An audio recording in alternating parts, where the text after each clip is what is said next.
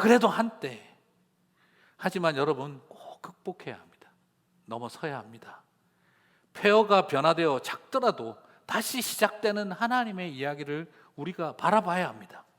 폐허를 외면하고 화려한 옛날 내가 잘하던 그때 멋있고 좋았던 모습만 자꾸 떠오르면요, 찬양도 나오지 않고 기도도 할 수 없고 두 손 높이 들어 하나님 앞에 엎드릴 수도 없습니다.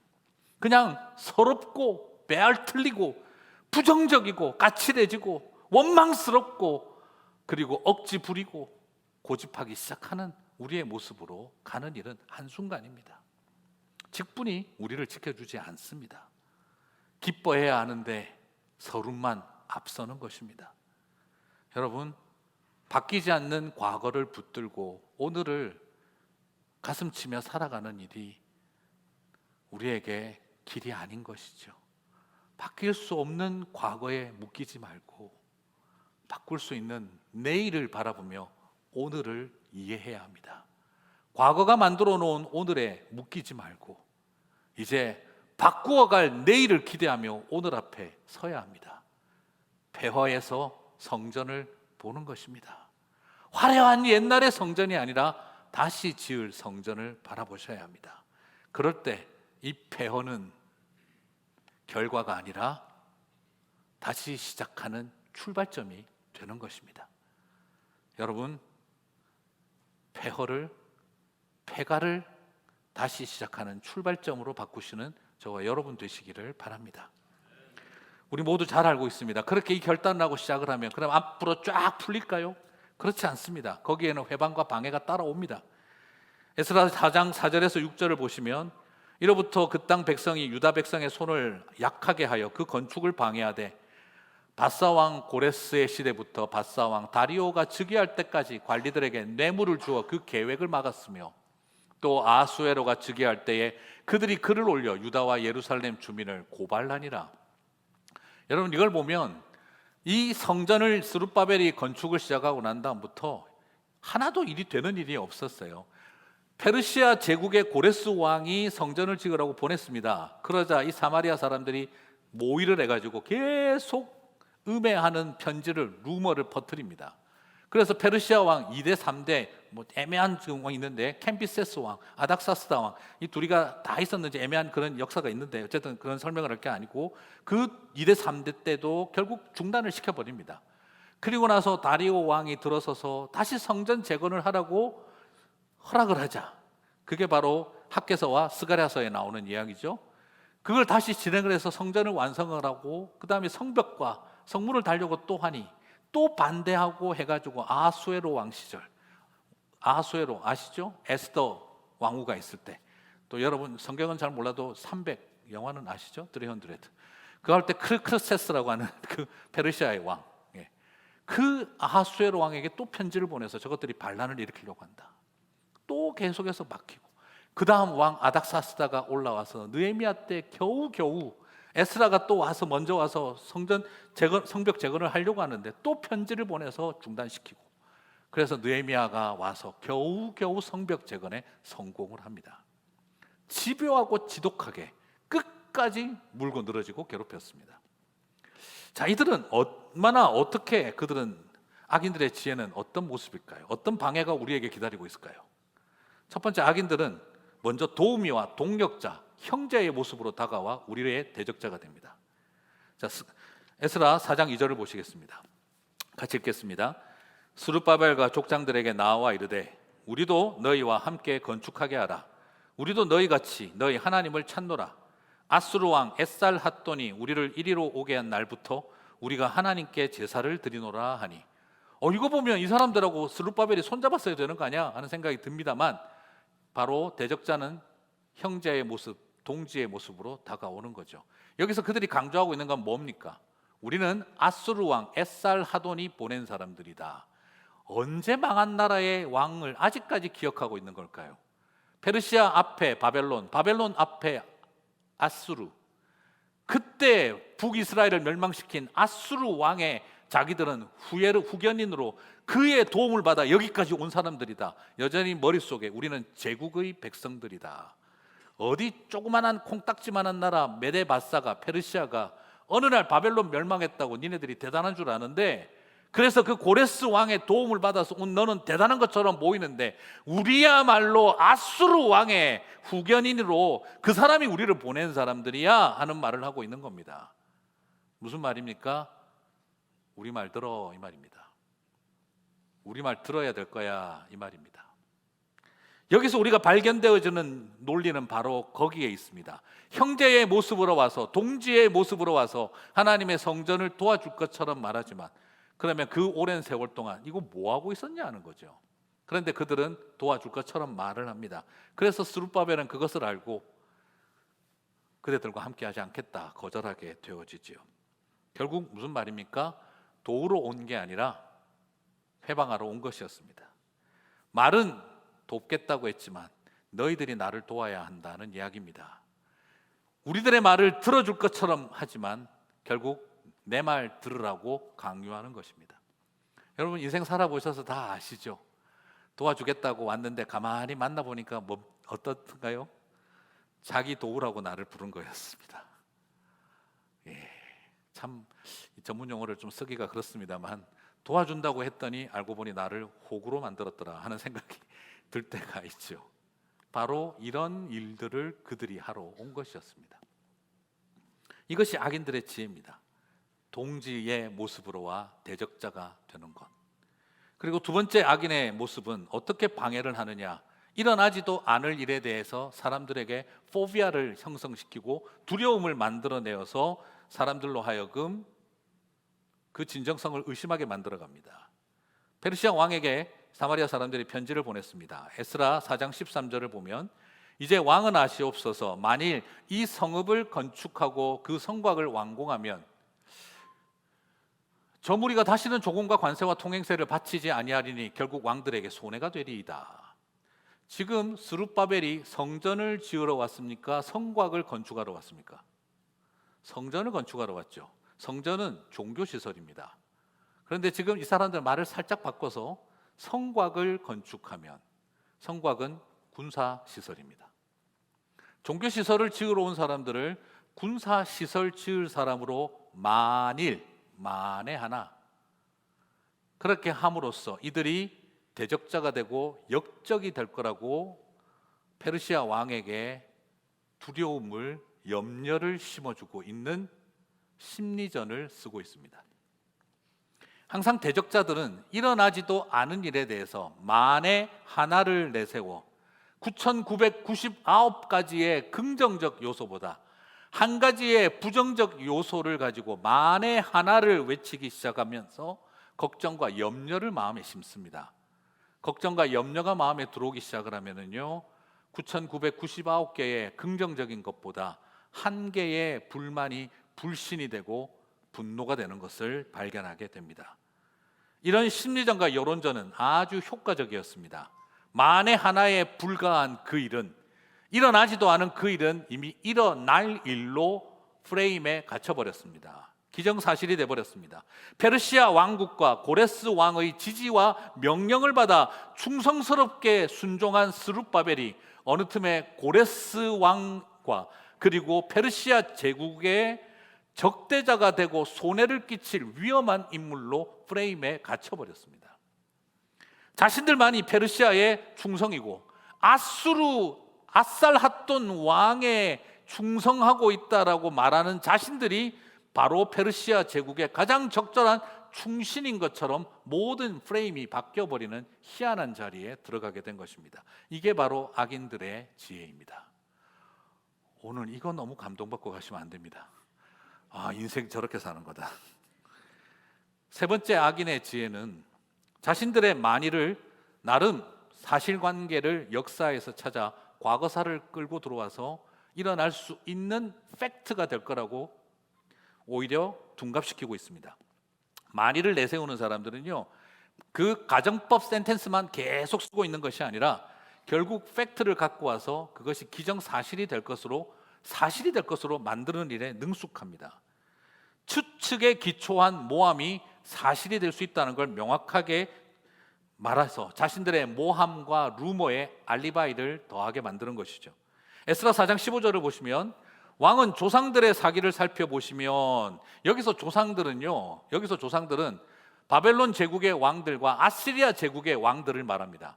신생 페르시아 국가에 무슨 역사가 지금 남아 있겠습니까? 다시 말하면 고대 바벨론과 고대 아수르의 역사를 한번 살펴보라 이 말입니다. 그 사기에서 이 성읍은 패역한 성읍이라, 예로부터 그 중에서 항상 반역하는 일을 행하여 왕들과 각 도에 손해가 된 것을 보시고 아실지라. 이 성읍이 무너짐도 이 때문이니이다. 자기들이 아수르에 의해서 망한 사람들 아닙니까? 사마리아가, 북쪽이. 그런데 자기들이 망한 이야기를 가지고 계속해서 이야기합니다. 북이스라엘이 했던 짓을 남유다가 했던 거로 역사 왜곡을 시키고 그러면서 말하고 있는 거죠. 뭐라고요? 역사를 보라고. 얘들은 옛날부터 음흉한 애들이니까 이번 일도 반드시 그럴 것입니다 라고 말하고 있는 겁니다. 여러분, 이게 지금 악인의 지혜죠.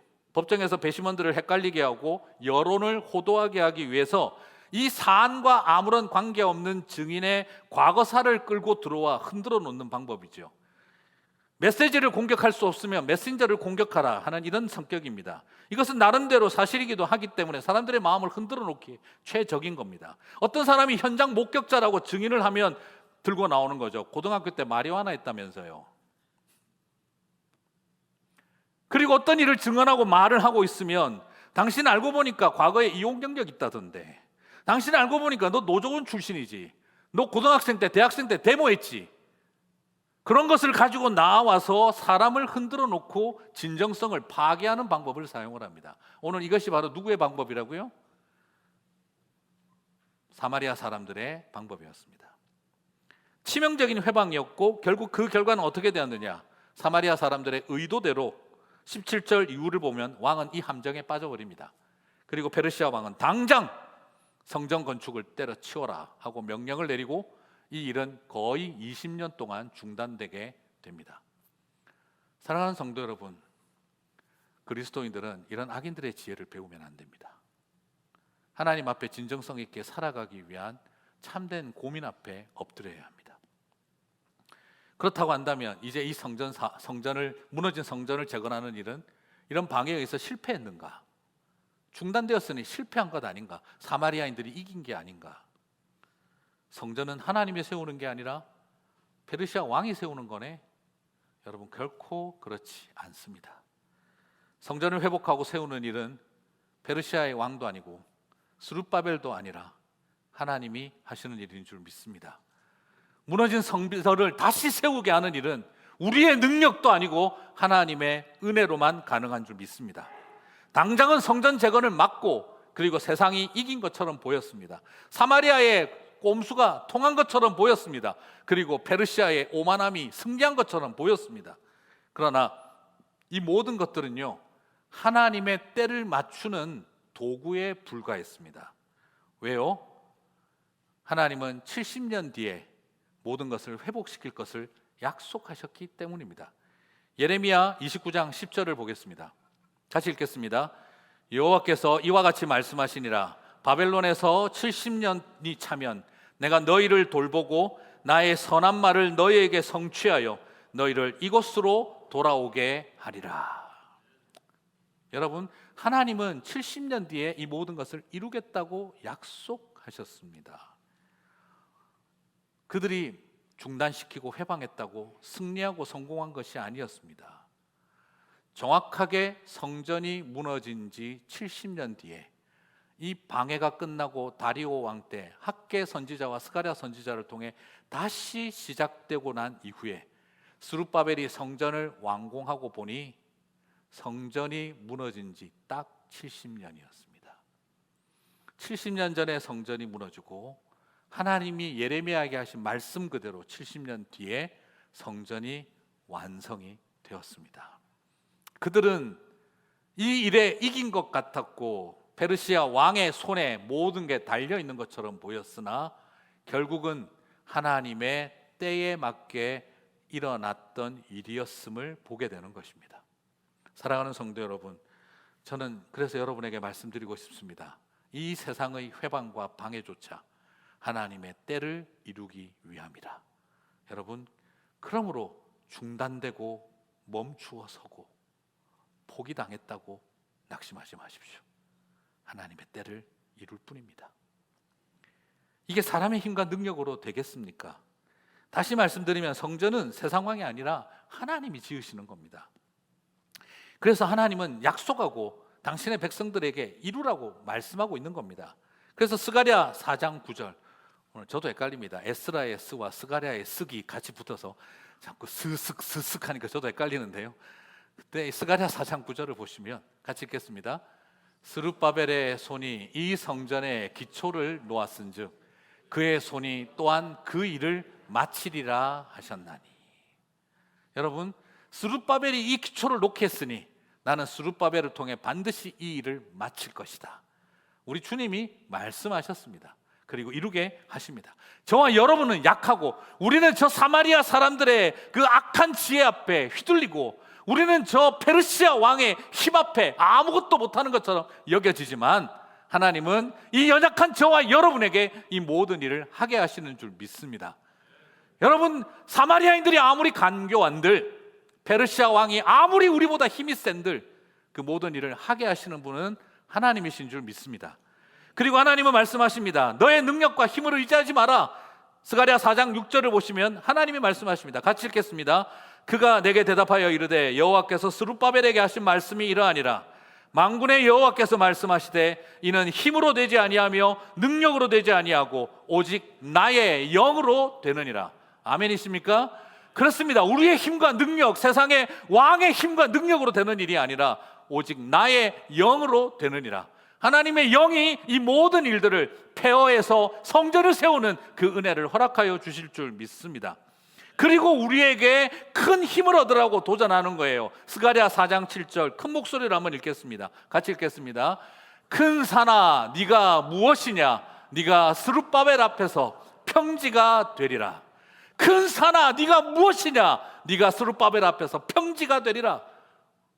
사랑하는 성도 여러분, 주님은 말씀하시고 이루시는 줄 믿습니다.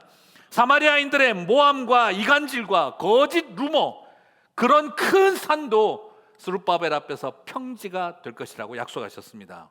여러분, 페르시아 왕의 강력한 힘과 군사력과 그 영향력도 스룹바벨 앞에서 평지가 되게 하겠다라고 말씀하셨습니다. 사랑하는 성도 여러분, 여러분의 앞길을 막고 있는 큰 산이 무엇입니까? 도무지 내 힘으로는 뚫고 나갈 수 없고 넘어설 수 없을 것 같은 큰 산이 무엇입니까? 믿음으로 선포하시기 바랍니다. 큰 산아 내 앞에서 평지가 될지어다. 여러분의 가슴에 손을 얹고 한번 내 이름을 넣어서 스룹바벨 이름을 바꾸어서 내 이름을 넣어서 선포하시게 되기를 바랍니다. 그 하나님이 말씀하십니다. 큰 산아 내 앞에서 평지가 될지어다.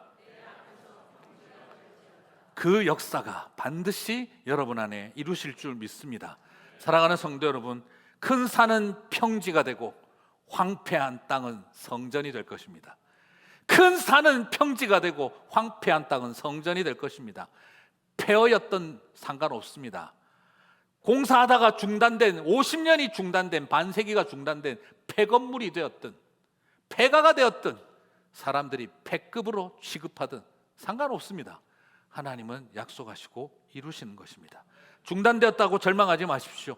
그것조차도 하나님의 때를 이루어가는 도구에 불과한 것입니다. 여러분, 포기하지 마십시오. 염려하지 마십시오. 화내지 마세요. 슬퍼할 수밖에 없지만 하나님 하십니다. 그 소망 없으면 우리가 어떻게 견뎌내고 참겠습니까? 얼마나 많은 큰 산이 있으십니까? 나는 저거 절대 못 넘을 거야. 왜 하나님은 내 앞길을 큰 산을 떨어뜨려 놓으셨을까? 근데 큰 산이 평지가 되고 황폐한 성전이 다시 아름다운 성전으로 세우신 주님 약속하셨습니다. 말씀 마무리하겠습니다. 그 마음으로 저는 이민교회를 바라봅니다. 그 마음으로 조국교회를 바라보고 그 마음으로 미국 교회를 바라보고 그 마음으로 저 북한 땅도 바라봅니다. 저는요 그거 믿습니다. 우리 세대에 하나님 통일을 꼭 이루실 거라고 믿습니다. 왜냐하면 하나님이 굉장히 교만한 이야기 안 합니다. 저를 사용 안 하시면 손해실 것이 확실하기 때문입니다. 감히 이런 이야기 조금 건방지게 한번 해봅니다. 북한이 무너진 하나님의 교회를 다시 세우실 것입니다. 동방의 예루살렘이라고 했던 평양에 다시 복음의 횃불이 켜질 것입니다. 부흥의 역사가 다시 일어날 거라고 저는 믿기 때문입니다. 대학원 다니던 시절 하나님 저를 목사로 부르셨다는 것을 발견했을 때 그때 제가 하나님 앞에 들었던 기도가 있습니다. 하나님, 김일성 종합대학에서 설교하게 해주세요. 다들 미쳤다고 했습니다. 그러나 저는 하나님 그렇게 응답해 주실 걸 믿습니다. 우리 교회 처음 왔을 때, 담임 목사로 처음 부임할 때 첫 장례, 우리 교회 첫 순교, 평신도 선교사님으로 나갔던 정황호 선교사님, 북한에 들어가서 수리해주고 다시 단동적으로 나오시다가 심장마비로 돌아가셨습니다. 우리 교회 평신도 선교사님이 처음으로 심장을 들인 땅, 하나님 왜 나에게 다시 이것을 경험하게 하셨을까? 그때 신학대학원 때 제가 드렸던 기도를 기억나게 하셨습니다. 그래서 하나님, 저 북한 땅에 다시 교회가 세워지고 평양 대부흥의 역사가 그 땅에서 다시 일어나게 해 주십시오. 빛의 자녀들이 일어나 의의 나무로 자라 그 땅에 하나님의 숲이 이루어지는 날을 보게 해 주십시오. 주님의 계절이 오게 하실 줄 믿습니다. 복음으로 통일 선교가 일어나고 그리고 하나님 그 일을 행하게 하실 거라고 저는 믿습니다. 그리고 저는 고백합니다. 복음의 물결이 한라에서 백두까지 휘날리고 천지연과 백록담의 물이 보혈의 피 앞에서 하나가 되어지는 역사가 일어날 줄 저는 믿습니다. 폐허로 변한 그 땅에 하나님의 교회가 다시 세워지리라고 저는 믿습니다. 물론 지금은 큰 산이 막고 있는 것 같습니다. 사람들은 오해도 있습니다. 국익에 해가 된다는 말도 합니다. 영모의 위험이 있다는 말도 들을 수 있습니다. 저는 이걸 이념으로 논하고 싶지 않습니다. 이건 하나님이 하시는 일이라고 저는 믿고 있기 때문입니다. 그래서 그 소중한 일을 향해 하나님께서 누가 뭐라고 하든 저는 이 일을 기도하고 있습니다. 제 방에 그래서 대한민국 그 지도를 갖다 붙여놨습니다. 북한 땅에 그 군 다 쪼개져 있고 북한 땅에 교회가 세워지기 위한 기도를 저는 제 오피스 방 앞에 항상 걸어놓고 있습니다. 지나가다가 잘 보셨는지 모르겠고 저걸 왜 붙여놨나 싶으셨겠지만 저는 들어갈 때마다 손 놓고 기도합니다. 하나님 저곳에 다시 교회가 세워지게 해주시고 복음으로 통일되는 역사가 있게 해주십시오. 지금 세상을 바라봅니다. 우크라이나와 러시아 땅, 저 아프가니스탄, 지금 중남미 과테말라와 에콰도르 그리고 베네수엘라에 일어나고 있는 저 엄청난 많은 일들, 하나님 다시 그러나 그곳에 성전을 세워주실 줄 믿습니다. 저 가자지구와 이스라엘 정착촌에 일어나고 있는 일들, 모로코 땅에 일어났던 일들, 그냥 저는 바라보면서 세상이 왜 이럴까 생각이 드는 게 아니라 하나님이 살아계신가가 아니라 그 폐허로 변해버린 땅에 하나님은 다시 중단된 그 일들을 행하게 하실 것이라고 저는 믿습니다. 사랑하는 성도 여러분, 우리 그 마음으로 다시 한번 바라보고 나갔으면 합니다. 우리 목장과 소그룹이 북한의 도시와 군을 품고 기도하는 소그룹들이 일어났으면 좋겠습니다. 예를 들면 얼마나 좋습니까? 개성 나그네 목장, 신의주 갈릴리 목장 얼마나 좋습니까? 그렇게 하면서 그 도시를 품고 그 군을 품고 기도하고 언젠가 혹시 선교사님이 가고 우리의 자녀 세대에서 누가 가는 일이 있고 그리고 그 땅에 갈 수 있는 사람들이 일어날 때 내가 기도했다라고 말할 수 있으면 얼마나 좋을까요? 저는 그래서 큰 산아 네가 무엇이냐 평지가 될지어다 선포합니다. 요즘 그렇게 해도 합니다. 정은아 평지가 될지어다. 정은이가 누군지 아시죠? 네. 정은아 네가 무엇이냐 너는 평지가 될 것이다. 그런 마음으로 저는 하나님 앞에 엎드리고 간절히 소망합니다. 우리의 마음속에 하나님 주신 마음을 따라 뭔가 풀어갈 수 있고 지금은 서럽고 눈물 나는 일이지만 그러나 언젠가 큰 소리 외치며 기뻐할 날이 올 거라고 저는 믿습니다. 밖에 폴스 카페도 쉽지 않은 여정이었습니다. 사실 저 폴스 카페와 저 잔디밭 구성하고 오솔길 만드는데 우리 교회 재정은 들어가지 않았습니다. 거기에 그곳은 성당 다니시던 폴의 아버지 어머니 캐톨릭 교인이셨던 그분들이 폴 장례 치르고 나서 10만 불을 도네이션을 하셨습니다. 우리 아이의 죽음이 헛되지 않게 해달라. 그리고 우리 교회 교인이 아니신데 장례식 마치고 귀환일 한다는 이야기 들었는데 돕고 싶다. 그래서 책 받아왔더니 그게 또 5만 불이었고, 그리고 한국 가서 집회를 하고 이런 비전을 나누었더니 또 한국에 있는 한 성도가 와서 목사님 귀하게 사용해 주시면 좋겠습니다. 또 주시고, 우리 교회 권사님 중에 한 분이 또 내가 선교사님들 도움으로 공부했는데 하며 또 드리신 것으로 인해서 20만 불이 넘는 재정이 모이고, 그리고 그것들을 통해 장애인들에게 새로운 일을 시작할 수 있는 환경을 만들어 봤습니다. 7년 걸렸습니다. 7년이 걸렸습니다. 그 부모님들에게 그 모든 것이 끝난 날 제가 전화를 드렸습니다.